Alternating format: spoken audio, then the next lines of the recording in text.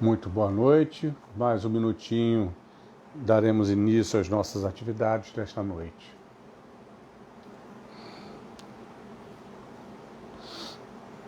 Bom, são 19 horas.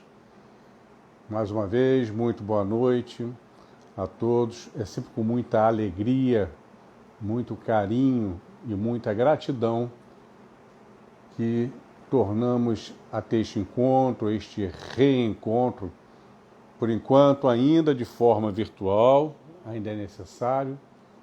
Deus queira que em breve possamos estar todos juntos novamente, trocando aquele calor humano, mas que seja feito sempre de acordo com a vontade do Pai. Vamos à página inicial do livro Sempre Alegre, de autoria de Lorival Lopes. Vamos abrir aleatoriamente. Dias melhores. Os dias te parecem difíceis, enjoativos, cansativos? Os teus dias são como uma grande tela onde projeta tuas imagens mentais, teus ânimos, tristezas e alegrias. Como resultado, quando vês o filme da tua vida, ou seja, quando verificas o que pensastes ou fizestes, tomas um susto, sentes cansaço ou alegria.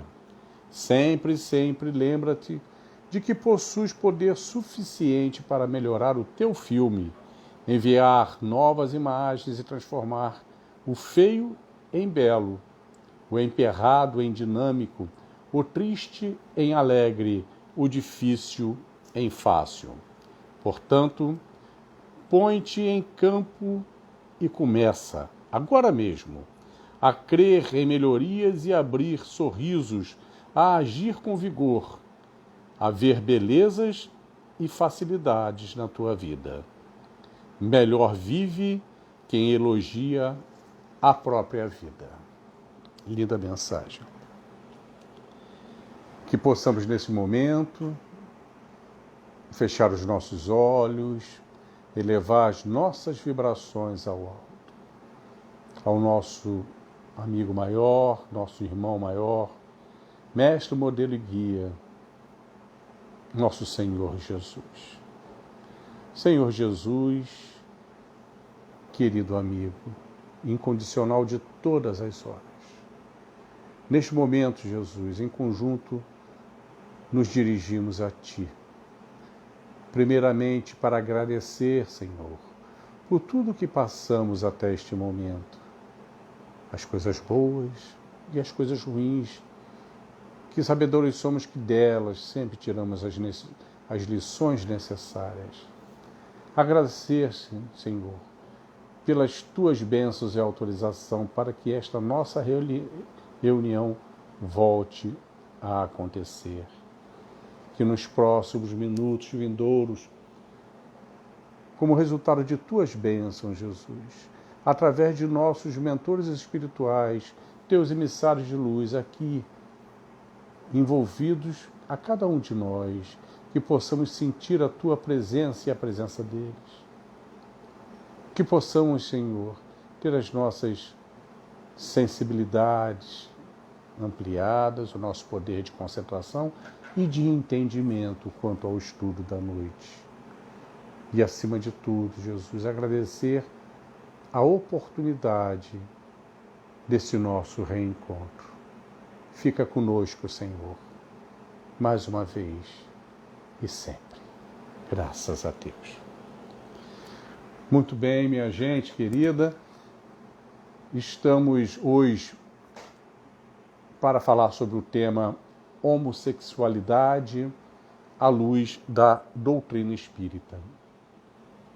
Vamos deixar combinado que quando a gente usa o termo homossexualidade, na realidade estamos nos referindo a todos os gêneros e modalidades, homossexualidade, transexualidade, todas as classificações não heterossexuais, porque senão a gente ia ter que estar falando a lista todas as vezes.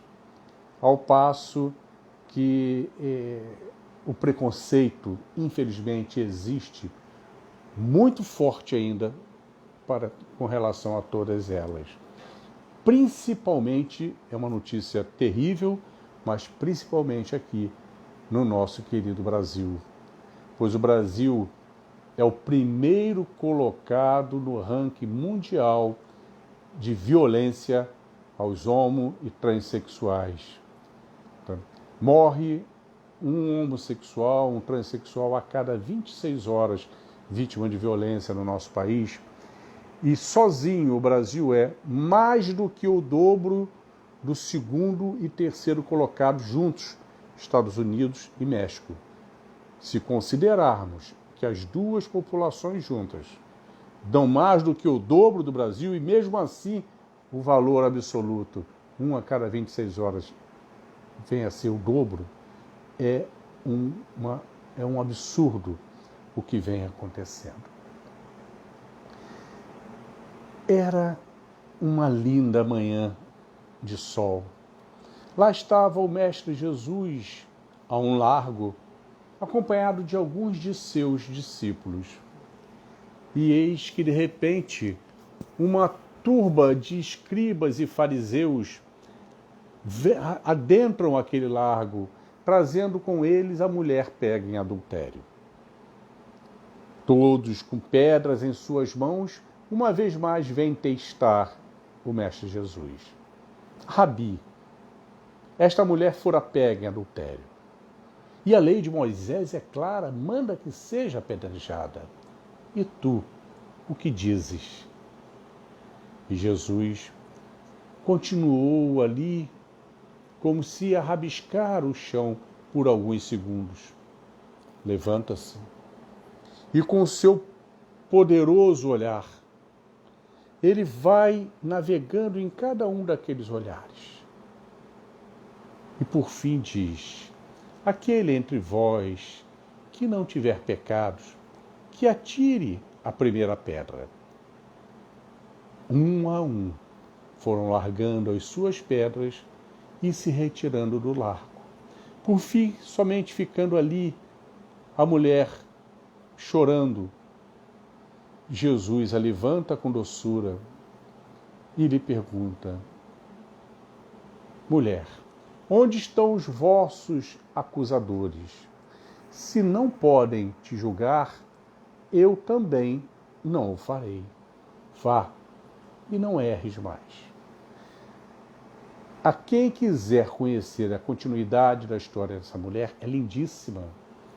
Na obra Pelos Caminhos de Jesus, da Espírito Amália Rodrigues, pelas mãos de Divaldo Franco, encontramos esse relato. Vale a pena ser lido. Preconceito. Vamos aos dicionários e encontramos ideia pré-concebida, sem análise séria e imparcial. Todo preconceito é filho da ignorância. Por isso, todo preconceito é burro. E todas as vezes que nós nos deixamos comandar as nossas ações baseado nos nossos preconceitos, seja qual for o tipo de preconceito, estamos muito mais propensos a errar e com isso nos endividar do que a acertar. Confesso que desde meus 13 anos é que comecei a me interessar pela doutrina espírita, mas confesso que ainda na fase adulta eu mantinha não um preconceito radical, mas eu mantinha uma certa reserva quanto aos homossexuais. Até que há 16 anos, a minha amada Alice, ela inaugurou um centro de estética e beleza, onde nós sabemos que é muito comum profissionais de orientação homossexual trabalhar nesse tipo de atividade de estética. E então, ali, compulsoriamente, todos os dias, eu ia ao final do dia encontrar com ela lá, compulsoriamente passamos a conviver com aquelas pessoas, e para mim foi extremamente benéfica, porque eu vi que ali não tinha nenhum bicho-papão, muito pelo contrário, pessoas sensíveis, sim, pessoas que, quando tratadas com dignidade, com respeito, que todas as pessoas merecem e devem ser tratadas, nos retribui um tratamento caloroso, respeitoso, ouso dizer que em níveis superiores a que recebemos dos heterossexuais. Mas é fácil até de entender, porque eles são tratados geralmente com tanto preconceito que, quando tratados com dignidade, eles verdadeiramente valorizam esse tratamento. Com o passar dos dias e o relacionamento diário de amada Alice com eles, começou a ter acesso às suas histórias. E ela sempre relatava comigo, dialogava comigo a respeito, e começamos a ver que todas aquelas histórias tinham um ponto em comum, em que a adolescência foi o momento de maior sofrimento de suas vidas. Isto porque é na adolescência que o nosso verdadeiro eu vem à tona. Vamos lembrar que todos nós somos espíritos multimilenares e trazemos ao longo das nossas diversas encarnações as nossas personalidades. O que é personalidade? É um conjunto das nossas características comportamentais. Se somos honestos, se somos desonestos, se somos pacíficos ou agressivos, se somos gentis ou não, se somos vingativos ou não, são características que nós vamos desenvolvendo ao longo das nossas múltiplas existências. E à medida que vamos evoluindo cada uma delas, nós, o conjunto evolutivo do próprio espírito. Lembramos que, quando reencarnamos, a bondade e sabedoria infinita do Pai faz com que os primeiros 8 anos de vida nós temos as nossas principais características comportamentais adormecidas, para que a criança seja aquele ser angelical, facilitando assim que pai e mãe e demais familiares, mas principalmente pai e mãe, se apaixonem cada vez mais pelos seus filhos, preparando-os para, quando vier a adolescência ou a aborrecência, pai e mãe já têm tanto amor que estão preparados, tá, para a parte mais difícil. E então é a partir dali do ingresso da adolescência, onde o corpo físico tem as suas mudanças hormonais e passam assim a ter novas emoções, novas sensações e, por que não dizer, acesso a novos sentimentos. E que aquela cortina das características comportamentais vão suspendendo. E assim, aquela criança que era dócil se torna, às vezes, um adolescente não muito dócil, ou às vezes agressivo. Aquela criança que era tímida fica extrovertida, ou vice-versa. E dentre as características comportamentais, vem também a nossa orientação sexual, que é uma característica comportamental enraizada no espírito. E então é quando nós começamos a exteriorizar as nossas características. E no caso dos relatos daqueles irmãos, e relatos esses que nas nossas pesquisas fomos vendo que era uma coisa generalizada, o período mais difícil passou a ser a adolescência, pois ali começaram a receber os primeiros preconceitos. Invariavelmente vindo dentro do próprio lar. Sendo que, por muitos casos, o amor de pai e mãe não conseguiu superar, principalmente os casos os maiores depoimentos são de pais, não conseguiram superar a realidade diante das características homossexuais de seus filhos. As declarações são as piores possíveis. Pais que verbalizaram que preferiam ter tido um filho doente, aleijado ou morto, do que ter que conviver com um filho homossexual. Pais que verbalizaram que preferiam ter morrido do que ter que testemunhar esse tipo de coisa. E então, normalmente, muitos deles são expulsos de casa, direta ou indiretamente. Diretamente, como quando literalmente lhes são apresentadas as portas da rua. Aqui não vive mais. Indiretamente, quando não são expulsos fisicamente de casa, mas a sua presença é simplesmente tolerada. O convívio passa a ser esfriado. Seja de uma maneira, seja de outra, tá? O jovem se sente desamparado. E todos que estão desamparados precisam, todos nós precisamos de um ombro amigo. Quando encontram este ombro amigo numa pessoa de boa moral, de bons sentimentos, de boas intenções, equilibrada, toda a sorte do mundo, processo educativo que se segue. Mas quando encontra este ombro amigo numa pessoa sem moral, sem ética, sem boas intenções, sem bons sentimentos, o que esperar do futuro deste jovem? Infelizmente, os relatos dizem que, por muitas vezes, se abrem as portas e as janelas do suicídio. Aliás, nos Estados Unidos, um país líder das estatísticas, existe uma estatística que mostra que dos 26% dos jovens que se apresentaram homossexuais ou transexuais foram literalmente postos para fora de casa. Desses 26%, entre jovens até 20 anos de idade, 41% pensaram em suicídio pelo menos uma vez. Quando a média nacional para jovens de até 20 anos é de 1,9%.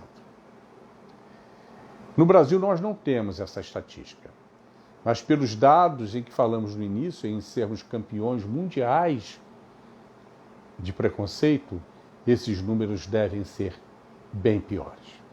Todos nós já sofremos ao longo de nossas existências vários tipos de preconceito. Preconceitos de sexo, cor, raça, cultural, religioso.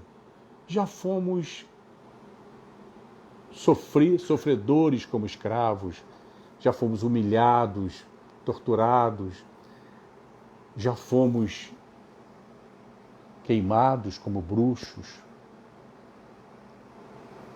E então, todos esses tipos de preconceitos ainda existem, uma ponta aqui, outra ali, mas não são tão gritantes como ainda é vivo o preconceito aos homossexuais. Inclusive, dentro dos templos religiosos, dentro das religiões, padres e pastores que consideram-nos aberrações demoníacas, consideram os homossexuais como aberrações demoníacas. Alguns que se propõem a expulsar o demônio, curando o indivíduo da homossexualidade. Mas, infelizmente, encontramos também ainda dentro de muitas casas espíritas. A primeira vez que nós fizemos esta palestra foi dentro da nossa própria casa.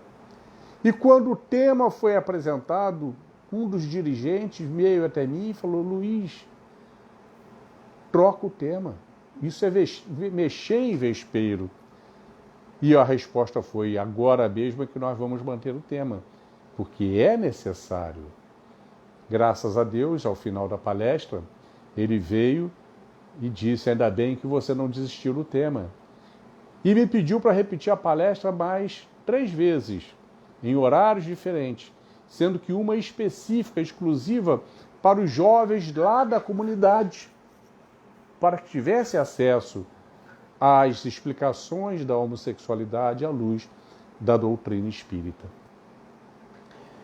Só para a gente fazer uma revisão rápida, a homossexualidade sempre existiu na história do ser humano. Os relatos, os registros da Grécia Antiga, da Roma dos Césares e de lá para cá, até que em 1533, por imposição da Igreja, o rei Henrique VIII da Inglaterra criminalizou o coito anal e a masturbação. É a partir dali isso foi criminalizado, mas não existia sequer o termo homossexual. 1792, a França volta atrás, tá, e descriminaliza, seguida por alguns países, mas a Inglaterra tinha uma influência geopolítica muito forte.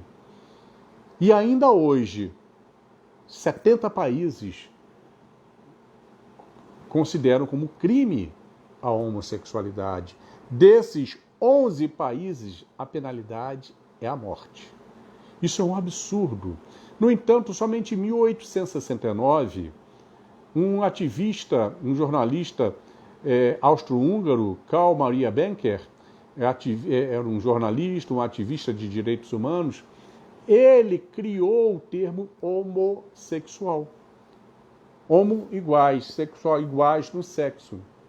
E somente no ano seguinte, um neurologista e psiquiatra alemão, Karl Friedrich Otto, Dr. Karl Friedrich Otto, um homem extremamente renomado no meio científico, ele diagnosticou a relação, a homossexualidade como uma doença, passando a ser chamada de homossexualismo, a doença do homossexual.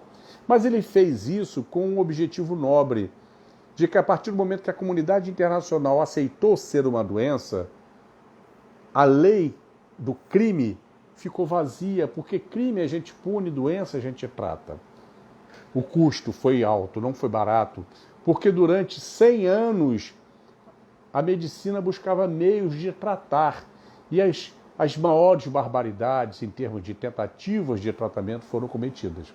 Até que em 1973, a renomada Associação Americana de Psiquiatria baniu o termo homossexualismo da sua lista de doenças existentes, sendo seguida no ano seguinte, 2 anos depois, em 1975, pela também renomada Associação Americana de Psicologia, o nosso Conselho Regional, nosso Conselho Federal de Psicologia, 10 anos depois, em 1985, também o fez. Até que em 1990, a OMS, Braço para a Saúde da ONU, retirou do CID-10, Classificador Internacional de Doença, seguido por mais de 150 países, o termo homossexualismo. Deixou de ser uma doença. E esse termo, inclusive, eticamente não é mais utilizado. Ele deixou verdadeiramente de existir. 1991, a Anistia Internacional passa a considerar o preconceito aos homossexuais como um crime contra os direitos do homem.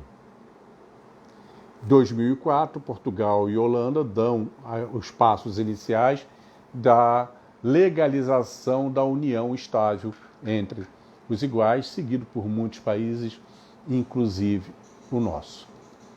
Nada acontece por acaso. O primeiro passo foi em 1973.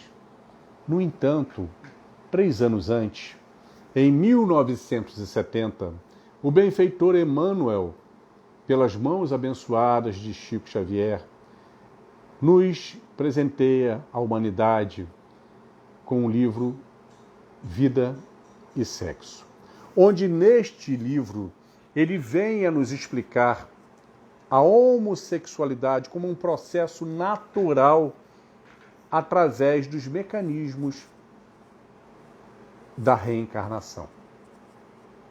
O que veio a ser corroborado em 2002 por uma obra de Manuel Filomeno de Miranda pelas mãos de Divaldo. Ambos afirmaram que atualmente, isso nós estamos falando de 1970 e depois corroborado em 2012, atualmente um crescente contingente de irmãos necessitados por transitar nesta modalidade de provas estarão reencarnando, um crescente contingente. E que os profissionais, pedagogos, sociólogos, psiquiatras, psicólogos, hão de se preparar para lidar e assistir da melhor forma com toda a capacidade, respeitos e igualdade de condições aos dirigidos aos heterossexuais. Porque homossexualidade não é doença. Homossexualidade não é aberração demoníaca. É um processo natural dentro de todos os processos da nossa trilha evolutiva, por tantas vezes necessários a muitos de nossos irmãos. Para que possamos mais facilmente compreender as explicações de Emmanuel, vamos fazer uma rápida revisão sobre 3 conceitos. Orientação sexual. A orientação sexual é uma característica comportamental. Como toda característica comportamental, ela não muda assim. Sou, não sou, quero, não quero. Ela não muda assim. Por exemplo, sou desonesto ou sou honesto? Eu sou desonesto, mas eu não quero mais ser desonesto. Então, eu não mudo. A partir de hoje, eu sou honesto. Não. Eu vou fazer um trabalho de mudança.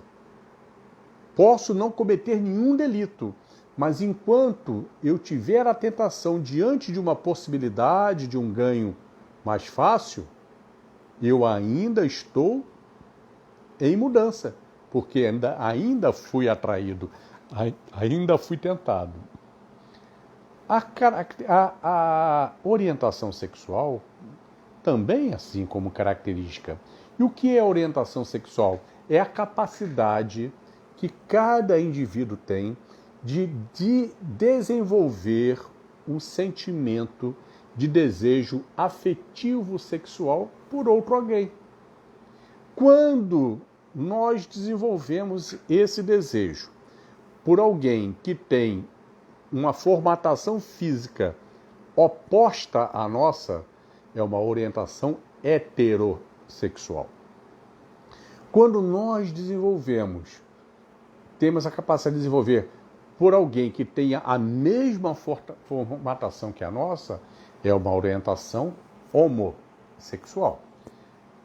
E quando conseguimos desenvolver por ambas as formatações, é uma orientação bissexual. O outro conceito é de comportamento sexual.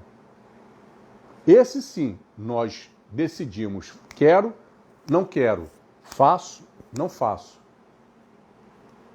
Mas o nosso comportamento sexual, ele não depende somente da nossa orientação sexual. Ela é uma das variáveis, uma forte variável, mas depende de outras variáveis. O meio que vivemos, a cultura que temos, a religiosidade principalmente, e a nossa formatação física. Logo, além da orientação, por exemplo, o meio, uma pessoa que nasce no meio de muita promiscuidade, é muito mais fácil ele ter uma vida promíscua do que quem nasce no meio mais equilibrado. Uma pessoa que nasce, por exemplo, numa família extremamente religiosa, seguidores dos conceitos de ética, morais, religiosos, ela tem muito mais chances de ter um comportamento sexual equilibrado do que aquele que não tem esse tipo de acesso. E uma pessoa que nasce muito bonita, ela sofrerá muito mais assédio do que uma pessoa que nasce muito feia. Então veja que são várias variáveis que interferem nisso aí. O espírito André Luiz, vem a nos afirmar que a orientação sexual, ela não determina o grau evolutivo do espírito, mas o comportamento sexual, sim, esse nos determina o grau evolutivo do espírito. O terceiro conceito, extremamente importante, para a gente fazer uma revisão rápida, é o conceito de energia sexual. Os venerandos afirmam que a energia sexual é a segunda maior potência do ser humano. Só é superado pelo amor. Só o amor é mais poderoso que a energia sexual. E a energia sexual, ela tem algumas atribuições. A primeira e a mais básica é ela que nos movimenta para a reprodução da espécie. Mas é ela também que nos dá a capacidade de transmitir as nossas energias fluídicas a uma outra pessoa. O passe magnético, esquece do passe da casa espírita. O passe magnético, quando nós, via magnetismo, transmitimos a nossa energia a alguém. O da casa espírita é o passe magnético, onde temos juntos de nós um benfeitor que estará enriquecendo essas energias e equalizando-as com a sua própria energia. Mostra-nos os venerandos que quando dois seres se relacionam sexualmente, vejam o detalhe, quando dois seres, eles não falam em gênero masculino, feminino, dois seres se relacionam sexualmente e que esta relação é capitaneada pelo amor, toda a relação é exclusivamente blindada. Não há hipótese de participação de nenhum outro espírito, encarnado ou desencarnado, naquele ambiente onde estará acontecendo. Pois se ela é capitaneada pelo amor, não existe amor sem respeito. A blindagem é feita. E durante o processo da relação sexual, existe uma intensa troca de energias, como que um passe duplo, onde ambos são doadores e ambos são receptores. E a força, a potência do amor é que vai dar a equalização dessa troca de energia. Ao final da relação, nós não teremos centros energéticos congestionados nem exauridos. É como se fosse o passe perfeito de ambas as partes. O resultado é que temos aquela sensação maravilhosa de relaxamento, de brandura. Temos os nossos principais sentimentos positivos potencializados. O carinho, a ternura, a amabilidade, a paciência, a tolerância, a preocupação com o parceiro, frutos da equalização do amor. Mas os venerandos advertem, mas atenção, quando a relação acontece sem o amor, já não há obrigatoriamente o respeito. A blindagem deixa de existir e assim torna-se possível a participação de outros espíritos invisíveis.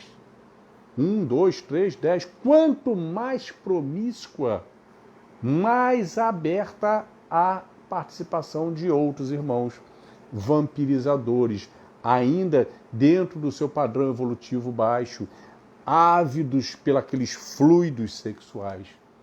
E assim ficam ali. E quando veem que ali tem um bom doador, um bom fornecedor, por que deixá-lo sozinho? Passam a acompanhá-lo. E é quando a pessoa só pensa em sexo, sexo, para todo mundo que olha, imagina sexo, porque ele está sendo estimulado a novas e novas e novas relações promíscuas para atender à insaciabilidade de seus vampirizadores. Mas não para por aí. Como não existe o amor, esta equalização na troca fluídica não existe. É feita de qualquer forma. Ao final da relação, o que temos são pontos extremamente congestionados ou exauridos, ou ambos. Assim, ao invés daquela sensação de relaxamento maravilhosa, nós temos uma exaustão, uma ressaca fluídica. Os sentimentos potencializados são os piores. Asco, nojo, remorso, aquela vontade de banhar-se, mas a sujeira não sai na água, porque está na alma. O arrependimento, eu não precisava estar aqui. A impaciência, ai meu Deus, ainda vou ter que levar essa pessoa tão longe. A intolerância e por quantas vezes relatados, a violência. A terceira atribuição da energia sexual é ela a energia eminentemente criadora no ser humano. É a energia sexual que nós utilizamos no dia a dia, todas as vezes que nós estamos em processos produtivos intelectuais.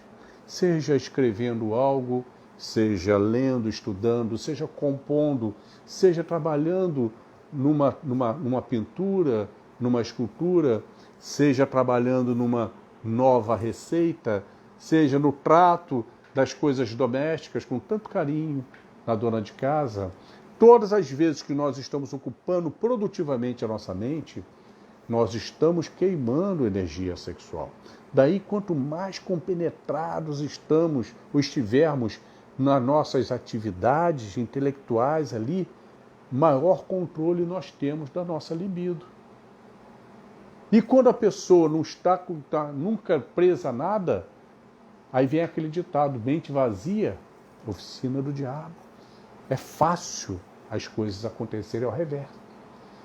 Então, quanto mais intelectualizados, mais compenetrados são aqueles cientistas que ficam 20 horas por dia trancados em seus laboratórios, são os missionários incansáveis nos seus trabalhos e estão ali totalmente utilizando a sua energia sexual. Feita essa revisão, vamos então às explicações de Emmanuel, como isso se procede através dos mecanismos da reencarnação, sem deixarmos antes de dar uma passadela pela questão 202 do Livro dos Espíritos. Quando Allan Kardec pergunta aos venerandos, no planejamento da reencarnação, o que seria melhor ao espírito escolher? Vir num corpo masculino ou feminino? E eles são claros em dizer que disso nada importa, porque o que importará é escolher aquele que seja mais adequado ao nível de prova e expiação ou missão a que se está se habilitando.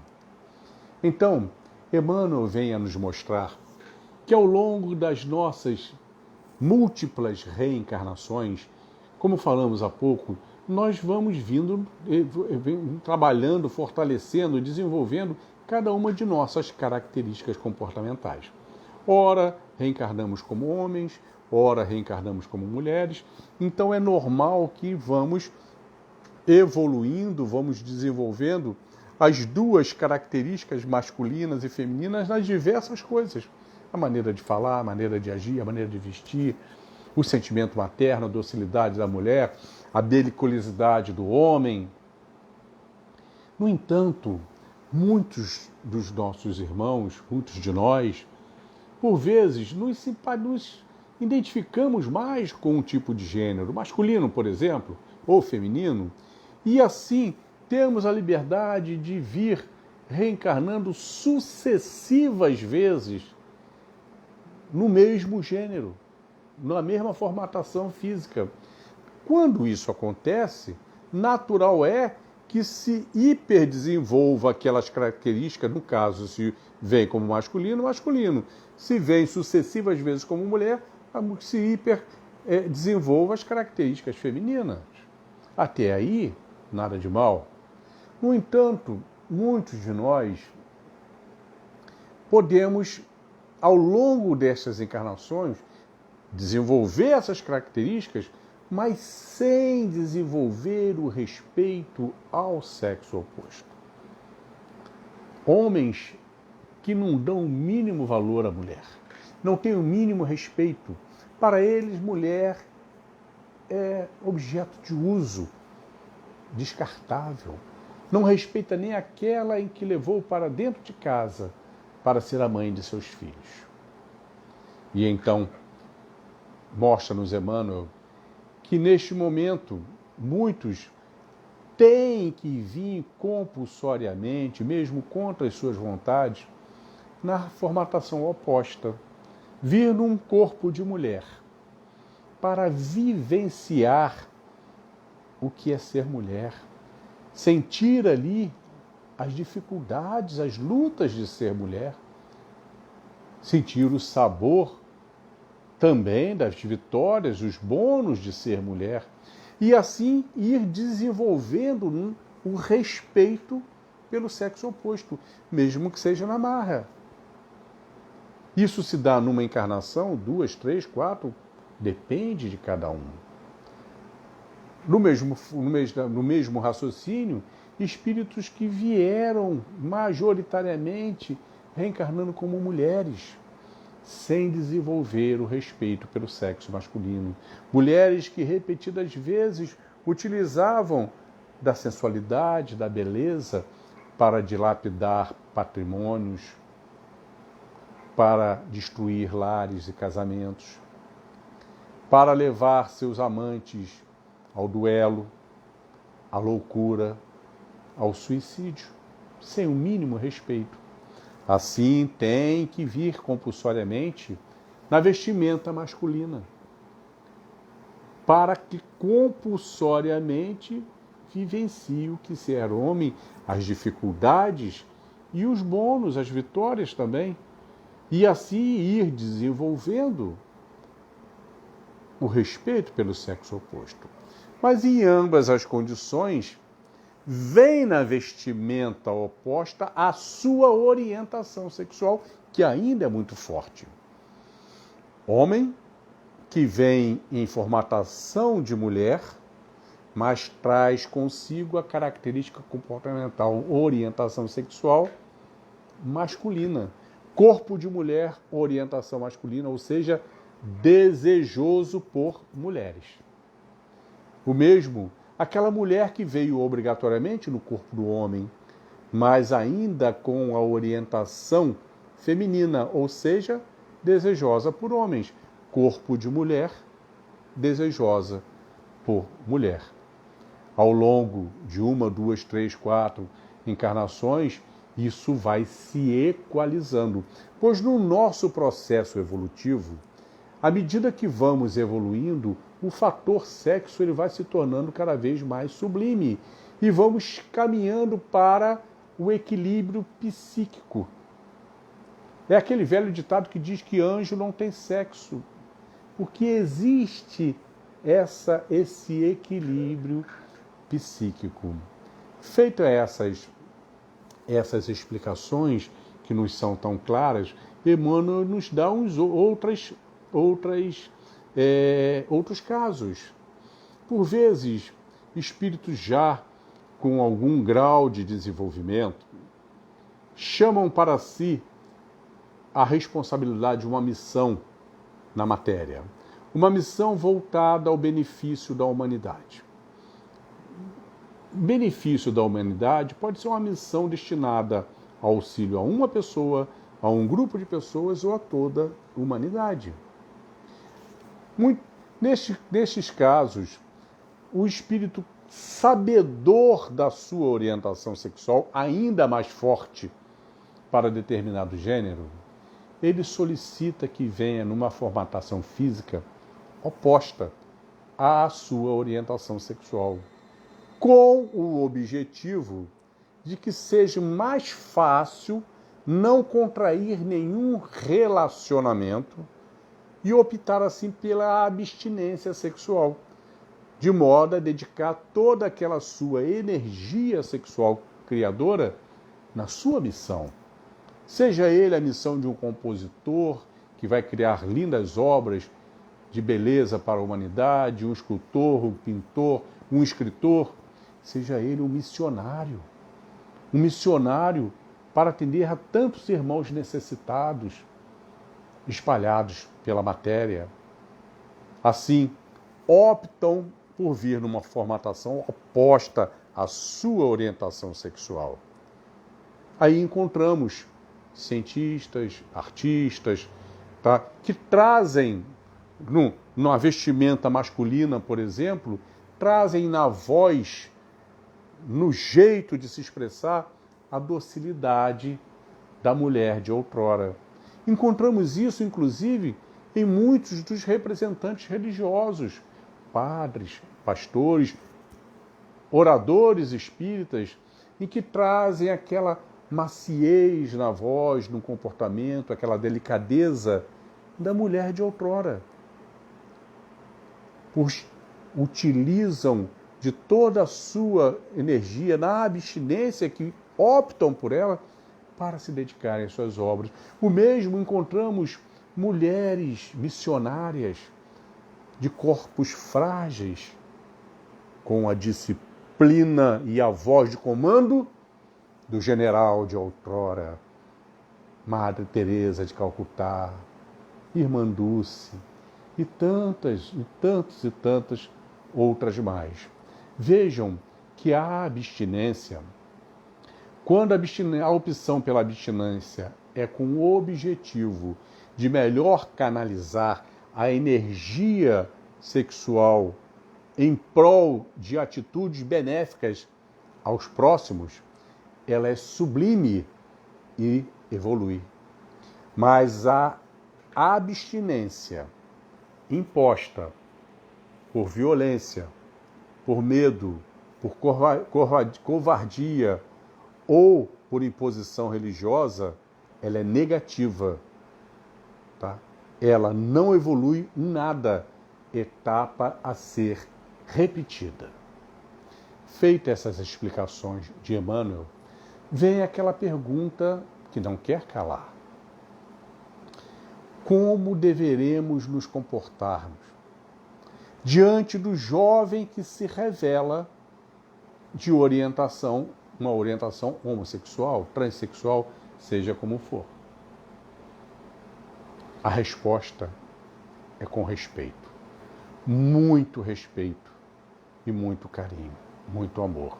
Aliás, a melhor resposta é dada por ninguém menos que Madre Teresa de Calcutá, quando certa feita fora questionada sobre, diante dos problemas dos jovens, qual o melhor remédio? E ela responde, seja qual for o problema de sexo, vícios, drogas, crimes, o melhor remédio é amar. Amar, amar e amar. Cada vez mais, até doer. E quando doer, continuar amando mais e mais. E é tão fácil a gente entender, porque quando o jovem, seja qual for a situação, ele sempre recebe o amor, a orientação amorosa, ele está sempre recebendo o respeito, porque não existe amor sem respeito. E então, na sua formação, o componente respeito torna-se sempre uma constante nos seus processos decisórios. Aquilo torna-se algo natural, respeito. E então, todas as vezes que na sua vida futura ele tiver que tomar uma decisão, ele sempre buscará também aquele componente na sua análise. E quanto mais estiver presente o componente respeito, menos fadado aos erros. Divaldo Franco fora perguntado, certa vez, se a doutrina espírita condena a homossexualidade. E ele responde que, de maneira alguma, a doutrina espírita condena a estrutura da homossexualidade. O que ela não aprova é a libertinagem, o que é outra coisa. Afirmando, então, que em matéria de sexo, seja hetero, homo ou bissexual, a conduta para todos deverá ser sempre a mesma, a do triplo respeito.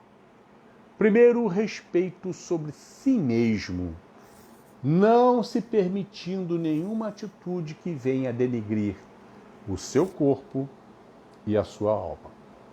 O segundo, o respeito ao parceiro, não permitindo nenhuma atitude que você não a ele que você não permitiria a si mesmo.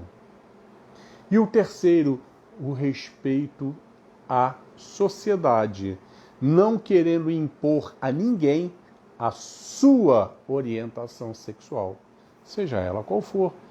Não podemos impor a ninguém que as tenha igual. Isso nos faz lembrar uma afirmativa de Emmanuel, quando ele diz que em matéria de sexo, todos temos telhado de vidro.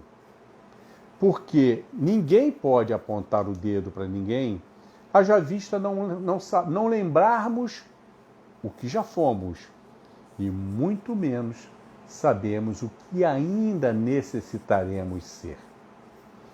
Isso nos faz lembrar também, certa feita, de uma colocação do nosso amado Raul Teixeira, que de uma maneira muito jocosa, ele afirmou diante deste assunto: muito cuidado, muita atenção aos machões, machistas, aos homofóbicos. Todos retornaremos à pátria espiritual. E vocês poderão ser surpreendidos ao retornarem machões, homofóbicos, à pátria espiritual e serem recebidos por uma fileira de fortões, ingleses, alemães, portugueses, espanhóis, gaúchos, ávidos de saudade pela sua amada de outrora. Por vezes brinco com a minha amada Alice, porque ela é muito agitada para fazer as coisas, quer fazer tudo correndo e tal. E eu falo para ela: minha amada, daqui a pouco nós estaremos de retorno à pátria espiritual. E estando por lá, chegará a hora de planejar a próxima reencarnação. Mas tenha calma, sossega.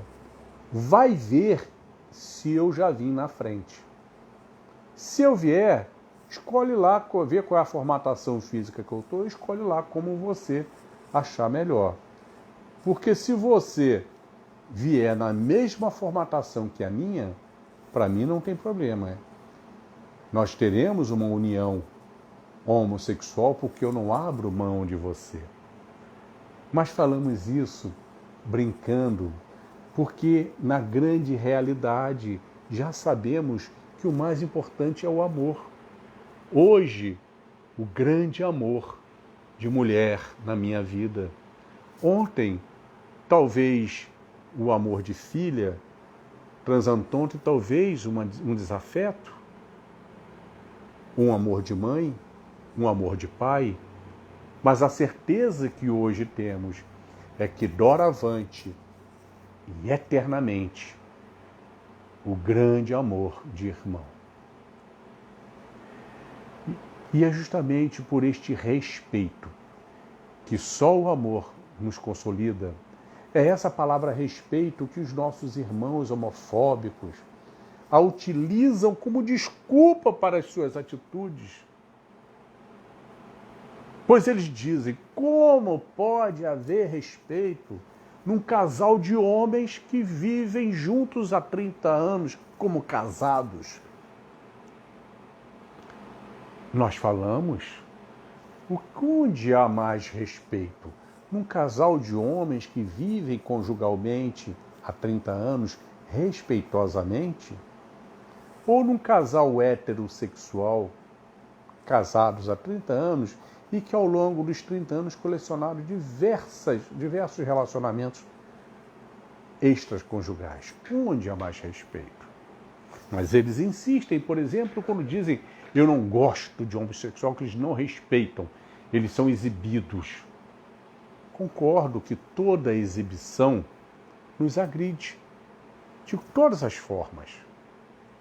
Mas o que dizer daquele pai de família, bem conceituado na sociedade, e que quando está com os amigos, gosta de desfilar com as namoradinhas como que a exibir um troféu à sua virilidade? Um pai de família casado? Onde há mais respeito? Ou isso não é exibicionismo? Também agride. Ou aquela mulher, mãe de família, casada, que escolhe as roupas mais sensualizadas para ir às academias, para ainda despertar furor nos jovens e se gabar disso com as amigas. Isso não é exibicionismo também? Mas os nossos irmãos insistem em utilizar a palavra respeito. Isto é um absurdo. Hoje os países não só autorizam a união, mas agora estão autorizando adotar crianças, casais gays adotando crianças. O que será do futuro dessas crianças? Serão gays também? Não sei, não sabemos, só o futuro dirá. Mas algumas coisas nós temos já certeza hoje. Primeiro, que a grande maioria esmagadora dos homossexuais, transexuais que conhecemos, não são filhos de casais gays, são filhos de heterossexuais. Sabemos também que aquelas crianças que são amorosamente adotadas por casais homossexuais, se não os fosse, poderiam ser adotadas fatalmente pelas ruas, pelos crimes, pelas drogas, pela prostituição. Onde há mais respeito? Aliás, voltamos a falar das estatísticas lá nos Estados Unidos. Houve uma pesquisa em que fizeram uma pesquisa comparativa sobre desempenho escolar de crianças adotadas por casais hétero, por casais homossexuais masculinos e por casais homossexuais femininos. O interessante é que o desempenho escolar dos filhos adotados por casais héteros e casais homossexuais masculinos foi o mesmo nível. Mas, surpreendentemente, os filhos adotados por casais homossexuais femininos, o desempenho escolar foi 30% superior. A conclusão que eu chego é que ter duas mães ali para vigiar o estudo não tem como não ter desempenho escolar superior. Outra coisa que podemos afirmar aos nossos irmãos homofóbicos é que as grandes vergonhas da humanidade majoritariamente não são criações homossexuais, o tráfico, as guerras, o crime, os abortos. São atitudes majoritariamente heterossexuais. Caminhamos para o final, lembrando uma afirmativa de Emmanuel, quando ele disse que todos nós, sem exceção, sejamos hétero, homo, trans, bi, seremos julgados pelo mesmo gabarito da justiça divina. Pelo mesmo gabarito. Assim, sintetiza o benfeitor Emmanuel. Abre aspas. Não a proibição, mas educação. Não a abstinência imposta, mas emprego digno com respeito a si, ao companheiro e à sociedade. Não a indisciplina, mas controle. Não ao impulso livre, mas responsabilidade. Fora disso, é tentar enganar-nos. É sofrer na obra da sublimação pessoal. Tantas vezes quantas forem necessárias, através dos mecanismos da reencarnação. Pois a aplicação do sexo ante a luz do amor é assunto pertinente e exclusivo à consciência de cada um. Fecha aspas, Uberaba, 5 de junho de 1970. 50 anos, 8 meses e 29 dias. Isto é muito recente. Isto é muito atual em termos de humanidade. Disse o Mestre: a quem mais for dado, mais será cobrado. Isso se aplica principalmente aos nossos conhecimentos. Assim, a partir do momento que nós temos os conhecimentos que nos foram passados, os ensinamentos de Jesus, e não os vivenciamos, é nossa responsabilidade, é nosso débito. E quanto a esse assunto abordado nesse estudo de hoje, que é somente um embrião, para que todos tenhamos desejo de nos aprofundarmos mais e mais. Mas mesmo este pequeno conjunto embrionário, a partir do momento que temos essas explicações tão claras do benfeitor Emmanuel, nós passamos a ter a obrigação de rever os nossos conceitos, os nossos preconceitos e, principalmente, mudar o nosso comportamento com relação a todos esses irmãos e passar adiante isso toda vez que percebermos alguém ainda trilhando o erro do preconceito. Era uma linda manhã de sol. Lá estava Jesus ao largo, acompanhado de alguns de seus discípulos, quando uma turba de escribas e fariseus adentram o largo, trazendo com eles a mulher pega em adultério, para vir testar uma vez mais o Mestre. Rabi, esta mulher fora pega em adultério. A lei de Moisés é clara, manda que seja apedrejada. E tu, o que dizes? E quando Jesus se levanta e navega por todos aqueles olhares, com toda a sua autoridade, e profere: aquele que não tiver pecados, que atire a primeira pedra. Não o fez somente aos escribas e fariseus de 2000 anos, mas a todos nós, e por todos os séculos e séculos vindouros. E assim, elevamos uma vez mais o nosso pensamento, a nossa vibração, a este nosso irmão maior, de amor incondicional por todos nós. Agradecidos, Senhor, por mais esta oportunidade. Agradecidos, Senhor, nesta encarnação, pelo contato com esta doutrina espírita tão esclarecedora, que venha transformar a nossa antiga fé dogmática em fé raciocinada. Oh, Mestre querido, sabemos que se nos foi dada esta oportunidade, é porque possivelmente somos os mais necessitados, para que possamos aproveitar da melhor forma possível todo este ferramental na nossa reforma íntima.